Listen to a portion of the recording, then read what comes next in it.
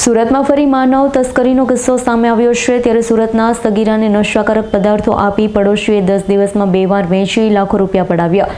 હાલ તો પોલીસે મહિલા સહિત 3ને ઝડપી પાડ્યા। સુરતના લીંબાયત વિસ્તારમાં માનવ તસ્કરીનો એક ચોંકાવનારો કિસ્સો સામે આવ્યો છે, જ્યાં એક ગરીબ શ્રમજીવી પરિવારની સગીર દીકરીને નશાકારક પદાર્થ આપી 10 દિવસની અંદર 2 વખત વેચવામાં આવી હોવાનું, તેનું બળજબરીપૂર્વક લગ્ન કરાવવામાં આવ્યા હોવાનું સામે આવ્યું છે। બનાવને લઈ હોહા થતા લીંબાયત પોલીસ અને ક્રાઇમ બ્રાન્ચની ટીમ તપાસમાં જોડાઈ છે। ગણતરીની કલાકોમાં સગીરાને મુક્ત કરાવે સાથે એક મહિલા નૂરી વસીમ શેખ, તેના પતિ વસીમ શેખ અને શોએબની અટકાયત કરી, જ્યારે ફરાઝના નામની મહિલા હજુ વોન્ટેડ છે। પોલીસ હાલ સગીરાના નિવેદનો લેવાની પ્રક્રિયા કરી રહી છે। પ્રાથમિક તપાસમાં પોલીસને જાણવા મળ્યું છે કે આ ટોળકે ત્રીજી વખત તેને વેચવાનો પ્લાન બનાવી રહ્યા હતા।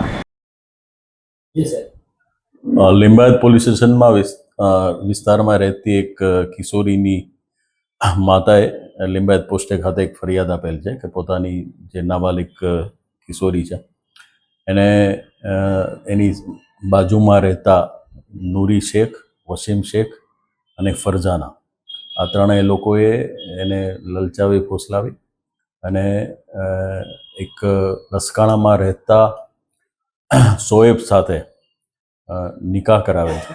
અહીં શોએબના ઘરે લસકાણા ખાતે નિકાહ કરવામાં આવેલ અને શોએબ પણ આ લોકો જાણતા હોવા છતાં કે નાબાલિગ છે, છતાં એની સાથે ત્યાં 3 દિવસ આ કિશોરીને રાખેલ છે અને ત્યાંથી પછી ફરીવાર આ લોકો જે આરોપીઓ છે એને ત્યાંથી લઈ અને મહારાષ્ટ્રના સોલાપુર ખાતે અને ફરીવાર એક વ્યક્તિ સાથે લગ્ન કરાવેલ હોવાની હકીકત ફરિયાદમાં જણાવેલ છે।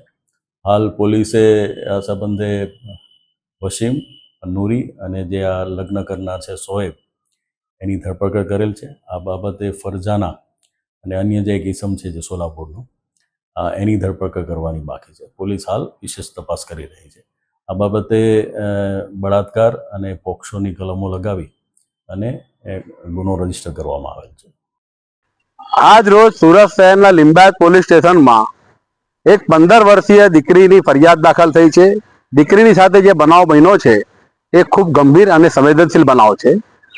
15 વર્ષીય દીકરીને 2 થી 3 જગ્યાએ અલગ અલગ રીતિ રિવાજ મુજબ એના લગ્ન કરવામાં આવ્યા અને જે સ્થાનિક કોઈ મહિલાઓ છે ફરજાના અને નૂરી કરીને એ દીકરીને પટાવી ફોસલાવીને લઈ ગયા, સિરપ પીવડાવીને લઈ ગયા અને અલગ 2 થી 3 જગ્યા પર એના લગ્ન કરાવીને 2 થી 3 દિવસમાં કે મહિનામાં પાછા લાવ્યા અને જે દીકરી છે એની સાથે શારીરિક શોષણ થયું।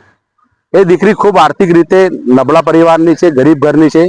એની માતાએ મજૂરી કામ કરે છે, પિતા પણ છૂટક મજૂરીનું કામકાજ કરે છે, ભાડાના જેવાના મકાનમાં રહે છે અને આ સમગ્ર બનાવ જ્યારે મારી સામે આવ્યો ત્યારે હું પોતે પણ હચમચી ગયો અને આ ધ્યાનપૂર્વક એને સાંભળીને જ્યારે મેં આ વાતની રજૂઆત પોલીસ સમક્ષ કરી, સ્થાનિક police station Limbayat PI Shri Kamadiya સાહેબ સમક્ષ, ત્યારબાદ DCP doctor Kananben Desai, ACP Jadeja સમક્ષ તેમને ખૂબ સકારાત્મક રીતે આ બાબતને ગંભીરતાથી લઈને ફરિયાદ દાખલ કરી છે।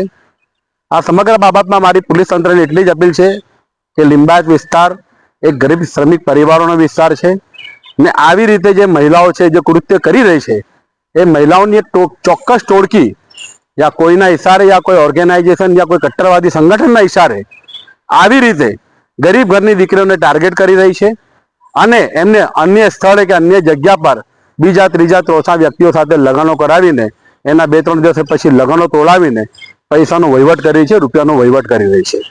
આ રીતે એ લોકો સમાજને પણ બદનામ કરી રહ્યા છે અને નાની દીકરીઓને પીંખી રહ્યા છે।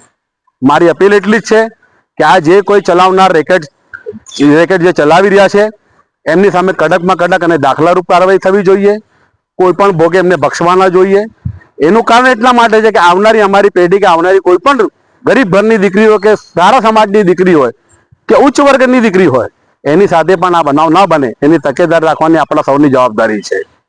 સ્થાનિક સામાજિક આગેવાનો અને સંગઠનોને મારી અપીલ છે કે આ પીડિત દીકરી સાથે અને પીડિત પરિવાર સાથે મજબૂતીથી ઊભા રહે, એમને સમર્થન આપે, એમને સહકાર આપે અને આવી રીતે આ કૃત્યો જે એમને કરાવ્યો છે એ ટોળકીએ બીજી પણ જે દીકરીઓને ટાર્ગેટ કરી હોય એ દીકરીઓને સામે લાવીને પોલીસ સમક્ષ મૂકે કે જેના કારણે પોલીસ તપાસ વધુ મજબૂત રીતે થઈ શકે।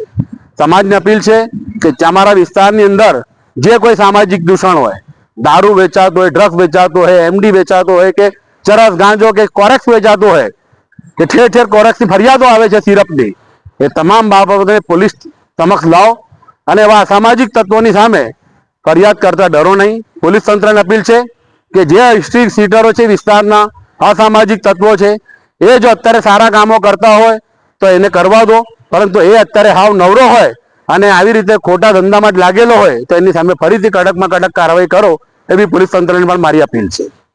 Bureau report S9 news Surat. અમારી તમામ માહિતીથી અપડેટ રહેવા માટે જોડાયેલા રહો S9 ન્યૂઝ સાથે.